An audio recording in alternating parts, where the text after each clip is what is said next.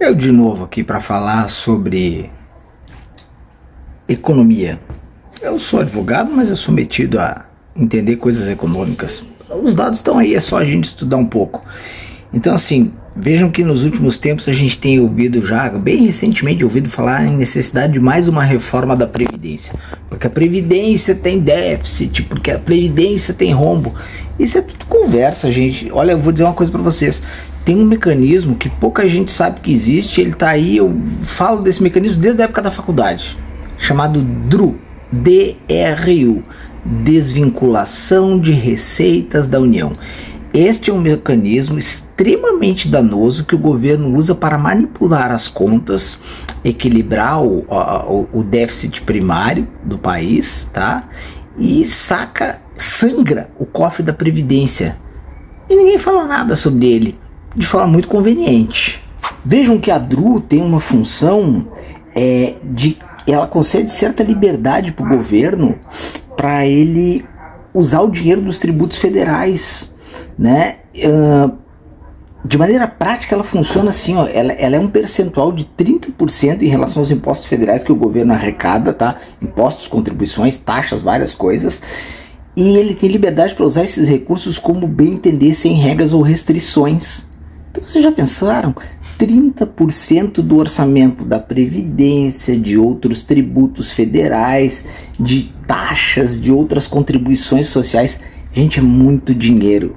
É muito dinheiro. Eu vou trazer um dado para vocês, vocês vão ficar estarrecidos com o pretenso déficit da Previdência. Espera aí, vem no próximo Stories para tu ver. Primeiro vamos falar assim, né? Uma coisa óbvia. Quanto mais a cantilena, a conversa mole, o colóquio para ninar bovinos ou conversa para boi dormir é repetido na mídia de que a Previdência tem déficit, de que a Previdência vai quebrar o país, que blá blá blá, mais se justifica uma reforma, mais se justifica apertar o cinto daqueles que contribuíram, trabalharam a vida inteira pelo país e que agora ganham um pouquinho mais de um salário mínimo, tá?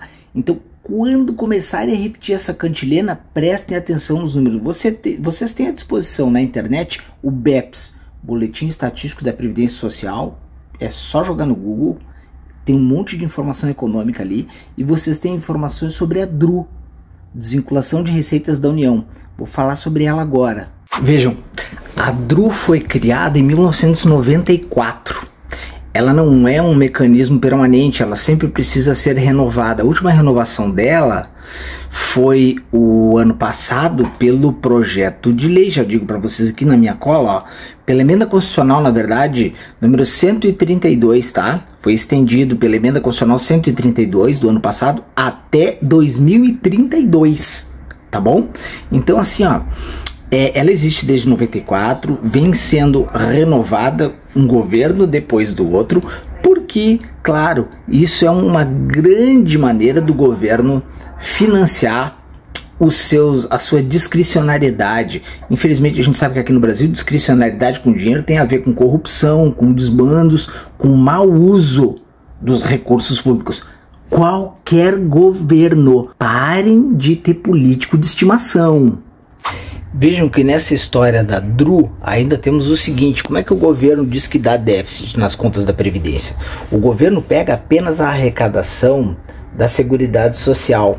Só que o governo convenientemente, todos os governos, tá? Todos, parem de ter político de estimação, parem com isso. Todos os governos dizem que a Previdência é deficitária. Eles pegam só a receita de contribuições sociais. Esquecem de somar a contribuição social sobre o lucro líquido, CSLL, PIS e COFINS. Galera, isso mais do que duplica o orçamento destinado à Previdência e Seguridade Social. O governo daí pega só o orçamento da Seguridade Social, raspa 30% dele e aí pega a conta para financiamento da Seguridade e diz, ó, é deficitário. Se vocês quiserem, eu vou pedir aqui, vocês votem, porque esse troço aqui também, isso aqui a gente fica falando pra ninguém nessa porcaria. Então se vocês querem, vocês votam aqui. Se vocês querem, eu vou fazer uma série com números, com fontes, com dados, para mostrar, provar para vocês, principalmente para quem é previdenciarista, que o INSS e a Seguridade Social são superavitários. Há uma manipulação dos números e uma cantilena explorada na imprensa que faz a gente acreditar que as coisas são deficitárias. E com isso, sabe o que eles fazem? Empurram reformas previdenciárias goela abaixo, empurram aumento de impostos goela abaixo, e nós temos o dever de se insurgir contra isso. Então, marca aqui se tu quer que eu faça essa série, de verdade. A gente precisa começar, bem da verdade, uma discussão bastante profunda, mais técnica, mais econômica, porque, por exemplo, quando a gente pega o recorte da revisão da vida toda, por que ela foi derrubada, está parcialmente nocauteada ali com a contagem, né? O juiz abriu a contagem já. O INSS veio alegar um desequilíbrio econômico atuarial, veio alegar rombo financeiro, números absolutamente inflados, fantasiosos, pegaram até benefício de gente que não tinha direito, benefício suspenso, somaram todo mundo no teto para dizer que ia ser um gasto absurdo, quando na verdade não é isso, tá? Mas acontece que é responsabilidade de quem atua na área entender direito como funcionam esses números, até para a gente poder se insurgir, orientar os nossos clientes corretamente e cobrar dessa tropa chamada políticos que façam o dever deles do jeito certo. Então é isso, tá? Se vocês querem, botem aqui, ó. Votem aí mesmo. Se vocês querem que eu faça uma série trazendo números sobre a desvinculação de receitas da União, sobre as receitas da Seguridade Social, fazer um recorte histórico para a gente ver nos números como o INSS deveria ser superavitário.